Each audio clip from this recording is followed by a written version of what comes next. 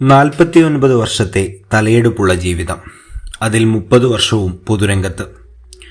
ഭരണഘടനാ നിർമ്മാണ സഭാംഗം, സംസ്ഥാനത്തിൻ്റെ ആദ്യ പ്രതിപക്ഷ നേതാവ്, ആഭ്യന്തരമന്ത്രി തുടങ്ങിയ പദവികൾ വഹിച്ചു.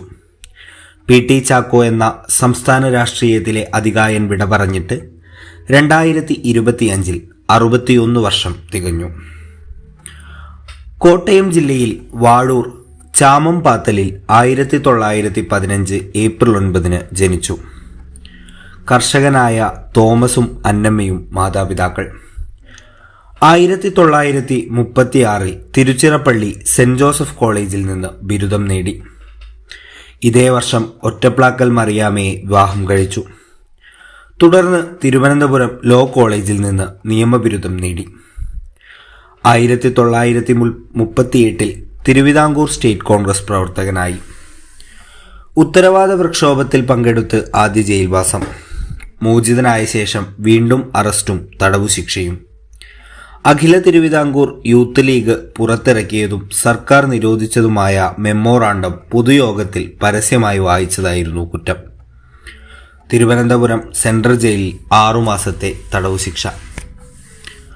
1941 പി.ടി. ചാക്കോ തിരുവിതാംകൂർ ഹൈക്കോടതിയിൽ അഭിഭാഷക വൃത്തി ആരംഭിച്ചു. എന്നാൽ ക്വിറ്റ് ഇന്ത്യ സമരത്തിന് പങ്കെടുത്തതിന് 14 മാസത്തെ തടവു ശിക്ഷ അനുഭവിക്കേണ്ടി വന്നു. അനന്തരം രാജ്യദ്രോഹ കുറ്റത്തിന് 1 വർഷത്തെ തടവ് വേറെയും ലഭിച്ചു. കാരാഗൃഹത്തിലായിരിക്കെ ദിവാൻ C.P. രാമസ്വാമി അയ്യരുടെ പ്രാഥമിക വിദ്യാഭ്യാസ പദ്ധതിയെ നിശിതമായി വിമർശിച്ചുകൊണ്ട് സർ C.P.ക്ക് ഒരു തുറന്ന കത്ത് പ്രസിദ്ധപ്പെടുത്തി. 1943 മീനച്ചിൽ താലൂക്ക് കോൺഗ്രസ് കമ്മിറ്റി സെക്രട്ടറി ആയ ചാക്കോ പിന്നീട് ജില്ലാ കമ്മിറ്റി അധ്യക്ഷനായി. AICC അംഗമായും പ്രവർത്തിച്ചു. 1948 തിരുവിതാംകൂർ നിയമസഭയിലേക്ക് എതിരില്ലാതെ തിരഞ്ഞെടുക്കപ്പെട്ടു. 1949 ഭരണഘടനാ നിർമ്മാണ സഭാംഗമായി.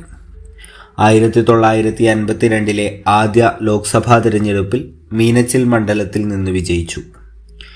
1953 വ്യക്തിപരമായ കാരണങ്ങളാൽ MP സ്ഥാനം രാജിവെച്ചു. 1957 നടന്ന പ്രഥമ സംസ്ഥാന നിയമസഭാ തെരഞ്ഞെടുപ്പിൽ വാഴൂരിൽ നിന്ന് പി.ടി. ചാക്കോ വിജയിച്ചു. കേരള നിയമസഭയിലെ ആദ്യ കോൺഗ്രസ് നിയമ കക്ഷി നേതാവായി തിരഞ്ഞെടുക്കപ്പെട്ടു. EMS നമ്പൂതിരിപ്പാടിന്റെ നേതൃത്വത്തിൽ പ്രഥമ സംസ്ഥാന മന്ത്രിസഭ രൂപം കൊണ്ടപ്പോൾ അദ്ദേഹം കേരള നിയമസഭയുടെ ആദ്യ പ്രതിപക്ഷ നേതാവായി. നിയമപാണ്ഡിത്യം, സഭാ നടപടികളിലുള്ള അവഗാഹം, വാഗ്മിതം എന്നിവയിലൂടെ കരുത്തനായ പ്രതിപക്ഷ നേതാവായ ചാക്കോ ഭരണകക്ഷിക്ക് പേടി സ്വപ്നമായും മാറി. മന്ത്രിസഭയ്ക്കെതിരെയുള്ള വിമോചന സമരത്തിലും സജീവ പങ്കാളിത്തം വഹിച്ചു.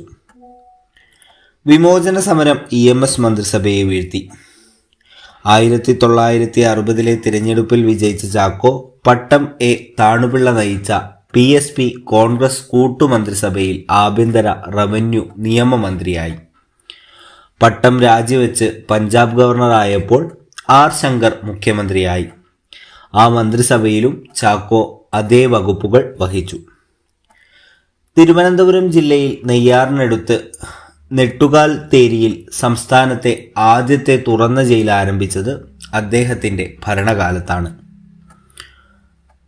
ഇക്കാലമായപ്പോഴേക്കും സംസ്ഥാന കോൺഗ്രസ് സംഘടനയിൽ അന്തഛിദ്രങ്ങൾ രൂക്ഷമായിരുന്നു. 1963 ഡിസംബർ 3 ചാക്കോ സഞ്ചരിച്ചിരുന്ന കാർ പീച്ചി യാത്രയ്ക്കിടെ ഒരു കൈവണ്ടിയിലിടിച്ച് വണ്ടിക്കാരന് പരിക്കേറ്റു.